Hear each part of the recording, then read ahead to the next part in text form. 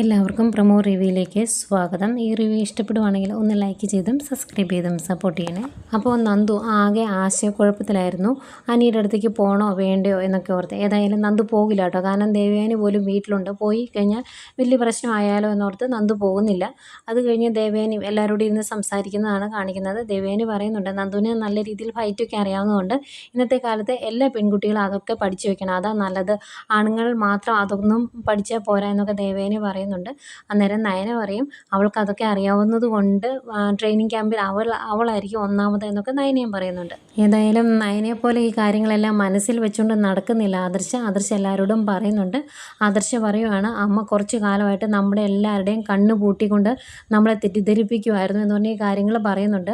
അന്നേരം ജയം പറയുന്നുണ്ട് ഓഹോ അങ്ങനെയാണ് ആ കാര്യങ്ങൾ, എനിക്കും പലപ്പോഴും സംശയങ്ങളൊക്കെ തോന്നിയിട്ടുണ്ടായിരുന്നു എന്ന് ജയം പറയുന്നു.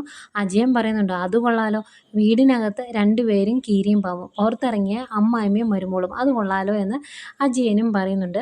പിന്നീട് നമ്മുടെ അനാമികയെ കാണിക്കുന്നു. അനി എല്ലാവരുടെയും കണ്ണ് വെട്ടിച്ച് പുറത്തേക്ക് പോയത് ഒട്ടും ഇഷ്ടപ്പെട്ടില്ല അനാമികയ്ക്ക് സ്വാഭാവികമായിട്ടും അറിയാം നന്ദുവിനെ കാണാനായിരിക്കുമെന്ന്. അതുകൊണ്ട് തന്നെ ജലജയോട് പറയുന്നുണ്ട് ഇനി അവൻ എന്നെ വേണ്ടെങ്കിൽ എനിക്കും അവനെ വേണ്ട, ആ രീതിയിൽ തന്നെ മുന്നോട്ട് ജീവിക്കാനാണ് ഞാൻ തീരുമാനിച്ചിരിക്കുന്നത്, സഹിക്കുന്നതിനൊക്കെ ഒരു പരിധിയില്ലേ എന്നൊക്കെ ചോദിക്കുന്നുണ്ട്. പിന്നീട് കാണിക്കുന്നത് നമ്മുടെ ദേവയാനിയും നന്ദുവിനെയാണ്. നന്ദു പോകാൻ വേണ്ടി ഇറങ്ങാൻ തുടങ്ങുക കേട്ടോ. എല്ലാവരും ഉണ്ട്. ഈ സമയത്ത് അനിക്ക് നന്ദുവിനെ കാണാതിരിക്കാൻ മേലാത്തതുകൊണ്ട് തന്നെ നേരെ ഇങ്ങോട്ട് പോരുവാണ് നയനയുടെ വീട്ടിലോട്ട്. അവിടെ വരുമ്പം ദേവയാനിയും നന്ദുവൊക്കെ ഇങ്ങനെ അന്തിച്ച് നിൽക്കുക കേട്ടോ. അനി അങ്ങോട്ട് വരുമെന്ന് അവരൊട്ടും പ്രതീക്ഷിച്ചിട്ടില്ലായിരുന്നു. അനിയെ കണ്ടിങ്ങനെ അന്തിച്ച് നിൽക്കുന്നു. ഇതൊക്കെയായിരുന്നു പ്രൊമോ വിശേഷങ്ങൾ.